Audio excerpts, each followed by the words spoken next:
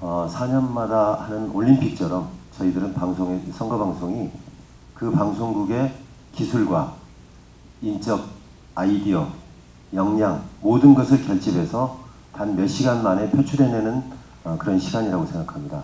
그래서 여기에 저희들이 많은 역량을 쏟아붓고 있는데, 지난 2012년에 저희 대선 방송의 가장 큰 특징은 한국 선거방송 역사상 처음으로 그동안은 숫자들 위주로 움직였는데 처음으로 후보자가 움직이는 모습이 방송이 된 겁니다. 그래서 후보자들이 직접 움직이고 뛰고 하는 것들이 기억이 나실 텐데요. 그래서 그것을 이번에는 한 단계 더 업그레이드 시켜서 그런 것들이 후보자들이 주인공이 돼서 개표 방송 때 숫자가 더불어서 나오는, 그러니까 시청자들이 지루하지 않도록 하도록 하는 것이 가장 큰 역점을 뒀던 것 중에 하나입니다. 그래서 이번에 선거방송에도 그쪽에 가장 큰 중점을 뒀고요. 아까도 여러 차례 말씀을 드렸습니다만 시청자와 함께 호흡하는 방송이 되도록 그쪽에 노력을 했습니다. 첫째는 SNS상에서 젊은이들과 호흡할 수 있는 분들이 여야에서 누가 계시겠는가를 찾아봤고요. 그리고 아무래도 두 분이 확실한 진보, 확실한 보수라는 기치를 내걸었음에도 불구하고 저희들이 판단하기에는 대단히 건전한 보수와 진보라고 판단이 됐고요. 그것이 가장 큰 이유입니다. 더 중요한 건 인물이 두 분 다 잘생겨서 선택을 했습니다. 사실 이번에 SBS 선거방송 제가 제안을 받았을 때 많은 생각했는데요. 가장 재밌었던 거는, 가장 그래도 편하게 생각했던 거는 재밌는 시도라는 거. 왜냐하면 저도 2012년을 겪으면서 선거라는 것과 진짜 SNS라는 것이 엮였을 때 과연 국민들한테 긍정적인 이미지는 있느냐? 꼭 그렇지 않거든요. 어떤 과거에 그 부정적인, 다시 일어나면 안 될 그런 사건들도 엮여있기도 하고요. 그렇기 때문에 어쩌면, 그런데 이건 또 약간 어쩌면 거부할 수 없는 대세인 것 같기도 해요. 그래가지고 앞으로 선거 과정에서 SNS가 어떻게 투명하고 또 이렇게 또 좋은 도구로 사용될 수 있는지 그 가능성을 시도해보고 싶었는데, 그것이 또 저희 청년 정치인들만의 힘으로 되는 것은 아닙니다. 저희가 페이스북 페이지를 열어놓고 다시 소통합시다 한다고 해가지고 사람들이 찾아오는 건 아닙니다. 그렇기 때문에 또 방송사 측에 또 생각과 맞닿아가지고 이번에 새로운 시도를 할 수 있게 돼서 정말 좋은 것 같고요. 사실 평소에 제가 SBS 선거방송 잘 안 봤었거든요. 이게 2012년 선거방송은 근데 제가 무조건 볼 수밖에 없었던 게, 아까 팀장님 말씀하셨던 것처럼 그 곰이 너무 귀여워가지고요.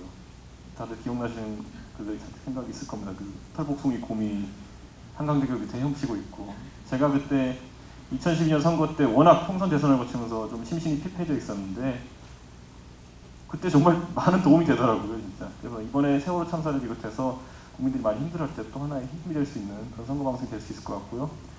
제 전화번호는 모르시는 분 많겠지만 그때 제가 너무 감명받아가지고 선거방송 보면서 그때 그 배경음악에 힐더월드 되어 있는 걸로 아직까지 이제 컬러링이 있습니다. 네. 그러니까 선거방송도 사실 국민들이 어쩌면 가장 시청률이 높은 프로그램 중에 하나일 거예요. 그 안에서 어쩌면 좀 안식을 찾을 수 있게 해주는 그런 좋은 시도가 됐으면 좋겠습니다. 개표 방송이라는 거는 방송국 입장에서는 어떤 방송국의 기술력이나 어떤 아이디어를 보여줄 수 있는 가장 최적의 프로그램이라고 생각을 하는데요. 저는 시청자 입장에서 생각을 해봤어요. 아까 말씀하신 대로 8시간 동안 진행을 하시게 되고 새벽까지 그 긴장되는 순간이 이어집니다. 그 긴장되는 순간에 얼마나 시청자들이 알아듣기 쉽게, 이해하기 쉽게 전달할 수 있느냐가 저는 가장 중요하다고 생각하는데요. 그런 점에서 저는 SBS 개표 방송이 과거의 2012년 총선 대선에서도 성공적이었다고 생각을 합니다. 당시 저 같은 경우도 당에서도 SBS, 저희는 이제 모든 방송을 다 틀어놓으니까요. 시청을 했고 청년들과 함께 볼 때는 스튜디오를 빌려서 SBS 개표 방송을 봤습니다. 아까 말씀하신 대로 뭐 후보자들의 얼굴이 나와 있고 뭐 달려가고 이런 장면들이 뭔가 보기에도 쉽고 단순히 숫자만 나와 있는 것보다는 어떤 그런 비주얼적인 측면에서 젊은 사람들 또한 어르신들 다 이해하기 쉽게 그렇게 전달이 될 수 있는 것 같습니다. 사실 이게 특히 저희가 하는 그 페이스북 같은 경우는 어떻게 보면 저는 모험적이라고 생각이 들어요. 타 방송국에서 시도하지 않았던 공중파에서 시도하지 않았던 모험적인 시도이지만 그렇기 때문에 저는 대박 아니면 쪽박이다 이런 생각을 하게 되는데요. 대박 날 수 있도록 최선을 다하겠습니다. 감사합니다. 제가 언제 한번 대충 계산을 해보니까 선거방송 기획팀에서 일을 했거나 아니면 선거방송에 MC로 출연을 했거나 그걸 쭉 더해보니까 이번이 한 12번째 아니면 13번째쯤 되는 것 같아요. 근데 아까 임광기 팀장 말씀대로 한 방송사의 인적 역량, 아이디어, 기술 모든 역량을 총동원해서 하는 하루의 승부잖아요.